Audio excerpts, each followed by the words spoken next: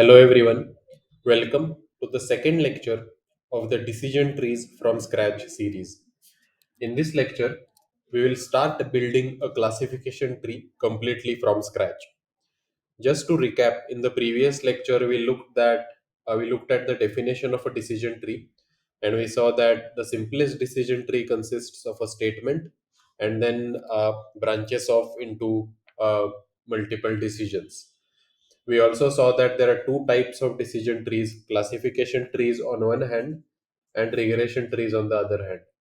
Although classification trees are a bit more popular, but decision trees have a huge amount of applications in regression as well. In classification trees, what we do is that our aim is to finally do a classification into categories. And in regression trees, the goal is to predict numerical values. We also looked at some terminologies, such as, for example, we looked at root node, which is the top level node in a decision tree. Then we looked at the terminology which is called as internal nodes or branches. So, internal nodes or branches are the nodes which have an input arrow and an output arrow. And then the last terminology is leaf nodes. So, leaf nodes only have an incoming arrow to them, but they do not have an outgoing arrow. In the last lecture, we also saw what all we will cover in this playlist. So we'll build a classification tree from scratch. We'll build a regression tree from scratch. These will be no code approaches. And finally, we will have a hands-on series of lectures on implementing decision trees in Python. So as I mentioned, let's get started with today's lecture, in which we will start building decision trees from scratch. The first thing which I want to show you is the data which we will be using, and this data is also called as the training data. So here you can see that we have collected training data for 1, 2, 3, 4, 5, 6, 7 different people, and first we have asked them the question that do you love movies, and they have answered yes or no. Then we asked them the question, do you love cartoons, and they have answered yes or no. Then we have collected their age, and the final goal is that we have collected the information about whether they love Batman or not.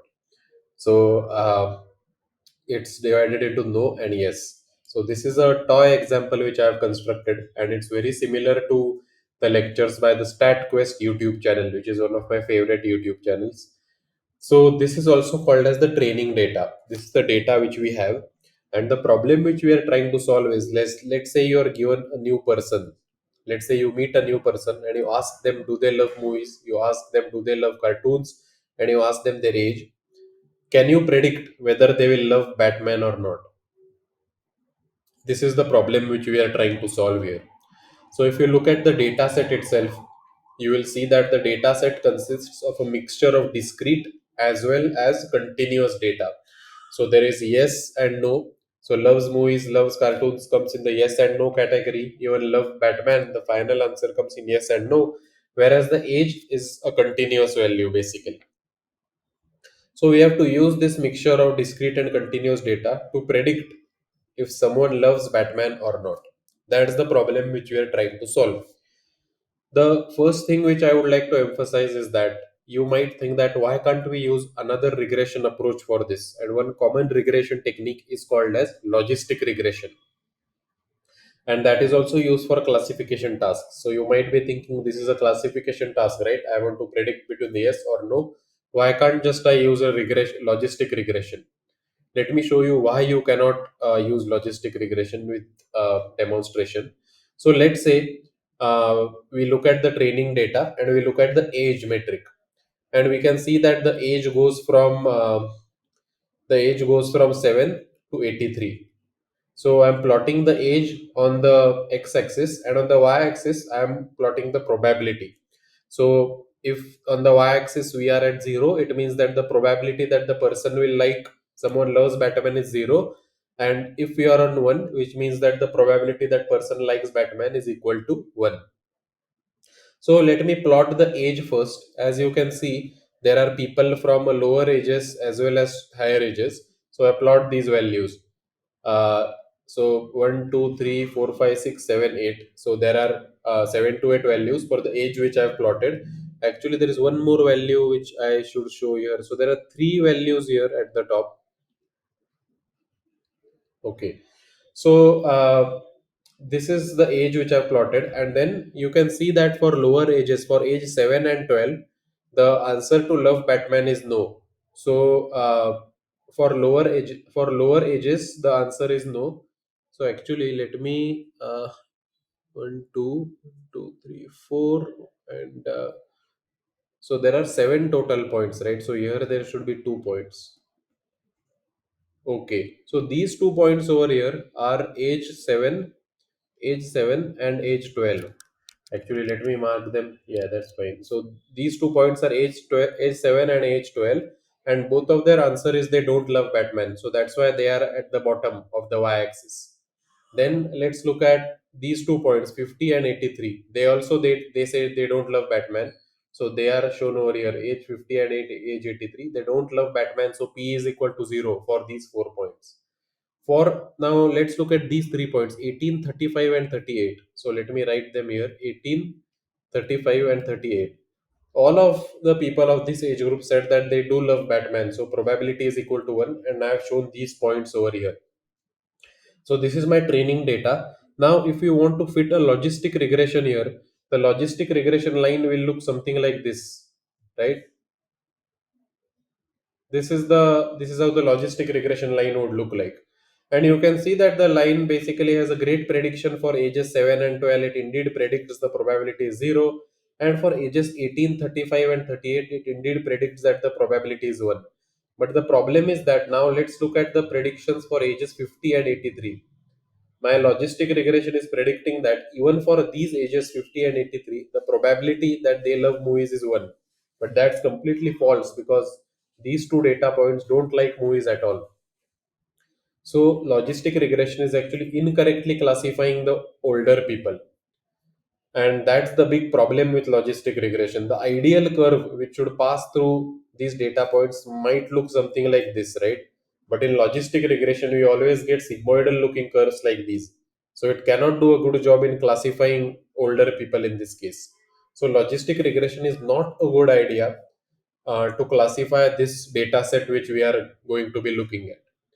And that is where classification trees do a much better job. Now I'm going to show you a classification tree which will classify these training data perfectly. So let's look at this classification tree, right? So let's say you meet a person and you ask them, do they love cartoon? If they say yes, you ask them their age. If their age is less than 12.5, the answer is they don't love Batman. If their age is greater than 25, the answer is they love Batman. On the other hand, if you ask them, do they love cartoons, and it's no, then the answer is they do not love Batman. What I'm telling you now is that this decision tree, which I've shown right here, perfectly classifies for all of these data points. Let's see. So let's look at the first data point, the answer to the question. So the first question to be asking is loves cartoons. So the first person they say yes to the love cartoons. So we lie here. Then we look at their age. The age is 7, which means the age is less than 12.5, so they do not love Batman. And the answer is actually no, they don't love Batman. So that matches. Let me look at the third data point. First, let me ask, do you love cartoons? So they have said yes. So great, I'm again in this branch. Then I have asked them, what is the age? So here the age is 18. So the age is greater than 12.5. So I come here. So then I will predict they do love Batman. So let's see. And indeed, the answer is yes. So it's correct. Now, let me take an example which is here. So let's first ask this person that do you love cartoons? So they have said no. So we are directly in this branch. So without asking anything else, I will predict that they don't love Batman. And you can see that this indeed matches with the answer, which is they do not love Batman. As an exercise, I will give you an assignment to look at this classification tree, which I have provided here, and try to see if it's correct for all the training data points over here.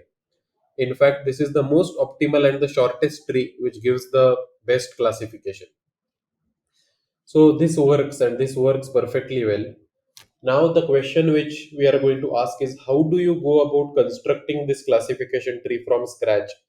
There are a number of things to think about, right? Like the first question is that what is the root node? What is the question which needs to be asked at the root node? Here I am saying loves cartoons, but why not you check whether they loves movies? Or what if you check the age first? Why are you so sure that this will lead to the best answer? Or how did you construct this decision tree? Remember, at the start, it's a blank tree for us. We don't know even what is the root node. So there are a number of questions to answer. So let's start building a classification tree step by step. And we'll be doing this over a period of several lectures. Today, we will reach a point where intuitively we will try to understand what is the question which needs to be asked at the root node. And in the next lecture, we'll start diving deeper and deeper and deeper. So the aim right now is that given a training data set, which is this training data set, build a classification tree. So the end goal is to build a tree like this that uses loves movies question, loves cartoons question, and the age of the user to predict whether someone will like Batman or not. That's the aim. We are given a training data set and we have to build a classification tree that uses the information such as whether the person loves movies, whether they love cartoons, and what's their age. And using this information, we will predict whether that person will like Batman or not. Step 1 is to think about which question should come at the root node. As I mentioned, there are three possible questions, right? You can either ask whether the person loves movies, you can either ask whether the person loves cartoons, or you can ask the age of the question at the root node. And we need to see which one of these is the best possible option. So let's first start with the loves movies question and let's try to see whether we can think about why loves cartoons might be better than loves movies. So let's say I ask the loves movies question and this is the decision flow map. Either the person will say yes to this question or the person will say no to this question. Based on what they have said, I will look at whether they love Batman or not and count the number of people in each of these buckets. So let me show you how. First, let's look at people who have said yes to this question of whether they love movies. So for that, I will erase these things here so that it will be much clearer for you. Okay. Okay, great. So the first branch which I'm going to be looking at, and I'm going to switch to yellow color. First branch I'm going to be looking at is we are looking at loves movies and the people who have said yes to loves movies. So let's see. So there is this person who has said yes. There is this person. There is this, and there is this. So there are four people who have answered yes to the question loves movies. Let's see whether they love Batman or not. We can see that these two do not love Batman. This one loves Batman, and this also does not love Batman. So there are three no's, one, two, three, and one yes. So here I am predicting that in this there are three no's and one yes. Now let me go to the second branch. Let me look at people who have said no, that they don't love movies. So let's look at this. So this person, and this person. There are three people who have said that they don't love movies. Now let's see whether they love Batman or not. We can see that these two people have said yes, but this last person has said no. So there are actually two yeses and there is one no. So I'm going to be writing here as two yeses and one no. This is the decision map. This let me call this the decision map for the loves movies question. And remember, the goal is finally to predict whether they love Batman or not. Now let me look at the decision map for the loves cartoons questions. Very similar to what we did for loves movies. Let me go to this first branch of yes initially. Um, and let me rub all of this so that I can start from a clean slate. Okay, so now we are going to be looking at loves cartoons and the yes branch, right? So let's see. So loves cartoons. So the first person has said yes. This person has said yes. This and this. So there are four people who have said yes here. One, two, three, and four. And now let us actually look at the responses. So this person who has said yes, they don't love Batman. Whereas these three people who have said yes, they do love Batman. So the first person has said no, they don't love Batman. And these three people have said yes, they do love Batman. So there will be one no and there will be three yes. So one no and three yes. Great. Now let's go to the second branch where the person answers that no, they don't love cartoons. So if a person answers that they don't love cartoons, it's these people, this person, and this person. Let's look at their answers. So this person does not love Batman, this also does not love, and this also does not love. In fact, all threes are no's over here. There is not a single yes. So it will be three no and it will be zero yes. That is what I'm writing here. If I go in the no category, there is three no and there is zero yes over here. So now, so this is the decision map for loves cartoons question. So now we have constructed the decision map for loves movies and we have constructed the decision map for loves cartoons. Great. Now let me go ahead and compare these two side by side. So in the loves movies, this is the decision map, and in the loves cartoons, this is the decision map. Okay. So in the loves movies, whatever is resulting in the yes, I'm going to call it one leaf. Whatever is going to be resulting in no, I'm going to call it another leaf. So this right here is leaf number one, and this right here is leaf number two. Similarly, in love cartoons, whatever is coming in the yes, I'm going to call as one leaf. So this is leaf number three. And whatever is going to come in no, I'm going to call as one leaf. So this is leaf number four. Great. So now I have four leaves here, leaf number one, two, three, and four. So now we have additional information, right, to answer the question of which one do we start with? Do we start with the loves movies question or do we start with the loves cartoon question? We don't have a blank thing anymore. We have some kind of data points. We have this decision flow maps, which we did not have before. Now let's see, using these maps, how can we answer the question about which question do we start the decision tree with, or what should be the root node. So let's make some observations. If you look at leaf number one, leaf number two, and if you look at leaf number three, what do you observe? Can you look carefully at the yes and the no categories? If you look carefully at the yes and the no categories, you will see that leaves 1, 2, and 3 consists of mixtures of people who love and don't love Batman. So if you look at leaf 1, I have people who love Batman as well as who don't. In leaf 2, I have people who love Batman as well as don't. In leaf 3, I have people who love Batman as well as don't. So in all of these three leaves, I have mixture of people who love Batman and who don't love. On the other hand, leaf 4 only consists of people who don't love Batman. So if you look at leaf 4, it only consists of people who don't love Batman, right? So it does not have a mixture of people who love Batman and who do not love Batman. This is where the concept of impurity comes in. So leaves which consists of mixtures of classifications are called as impure leaves. Leaves 1, 2, and 3 consist of mixture of classifications, right? They contain yes as well as no. That's why these are impure leaves. Leaf 4, on the other hand, is not an impure leaf because there are three people who say no, but there are zero who says yes. So it does not have a mixture of classes. It's pure. So essentially, if you see in the loves movies category, there are two leaves which are impure. In the loves movies category, leaf 1 is impure as well as leaf 2 is impure. But in the love cartoons category, there is only one leaf which is impure. So in the love cartoons category, you will see that there is only one leaf which is impure, leaf number 3. Leaf number 4 is pure. So that actually gives us the first indication that we should probably be using. So we should probably be choosing love cartoons as the root node. So we should probably choose love cartoon as the root node. Why? Because if we choose love cartoons as the root node, we will have less impure leaves. Only one leaf is impure. Whereas if we choose loves movies, there will be two impure leaves.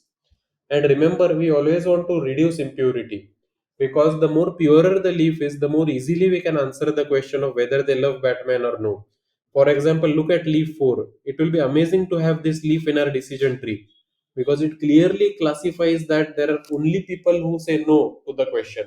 There is no yes. So it makes our life very easy. It makes the process of making decisions very easy. On the other hand, if you look at this leaf 2, two people say yes and one person says no. So it's an impure leaf, right? So if we ask this question of love movies, we'll get this impure leaf, which is not very good since it does not clearly say whether the person loves Batman or not. So intuitively, that tells us that we should probably choose love cartoons as the root node. since that will help us get to a decision of whether the person loves Batman or not in a faster manner. So intuitively, we know that this should indeed be the root node. That's amazing. But the real question is that how do we quantify this? Can we derive a mathematical formula which actually quantifies the impurity of the loves movies question and which quantifies the impurity of the love cartoons question? If we have a mathematical formula, then we can just compare the final answer and then you can say that love cartoons is less impure. So we are going with this question first. Right now, it's all very qualitative in nature. You see that in the love cartoons, one leaf is pure, whereas in the love movies question, all leaves are impure. So let's go with love cartoons. But we need some metric. We need a mathematical metric which quantifies impurity. And that is where two mathematical metrics come into the picture. The first is called as Gini impurity, and the second is called as entropy. These are very important concepts which are asked frequently in interviews, and I have devoted a special lecture in the next lecture where I will create uh, or where I will explain information regarding both of these metrics, and we will be looking at these metrics in an application based manner as well as in a theory based manner. So that actually brings us to the end of this lecture, where we looked at building a classification tree step by step. We looked at what question needs to be asked at the root node, and we compared whether to start with the loves movies question or whether to start with the love cartoon question. Intuitively, we defined a metric. We defined impurity. So we defined that a leaf is impure if it has a mixture of classifications. So leaves 1, 2, and 3 were impure, and leaf 4 were pure. That's why intuitively we feel that we should go ahead with the love cartoons question because it consists of only one impure leaf. Whereas in the love movies question, there are two impure leaves, which is not good for us. Then, towards the end of the lecture, we discussed that it's not enough to intuitively say which question we are going to choose, but we need a mathematical metric. And to quantify this metric, in the next lecture, we'll look at Gini impurity and entropy. As always, I'm trying to make these lectures visually appealing to everyone so that you understand the basics. I could have directly gone to Python code, but then your basics will still be unclear, and that's not the right way to learn any concept of machine learning. So, thank you so much, everyone, and I look forward to seeing you in the next lecture.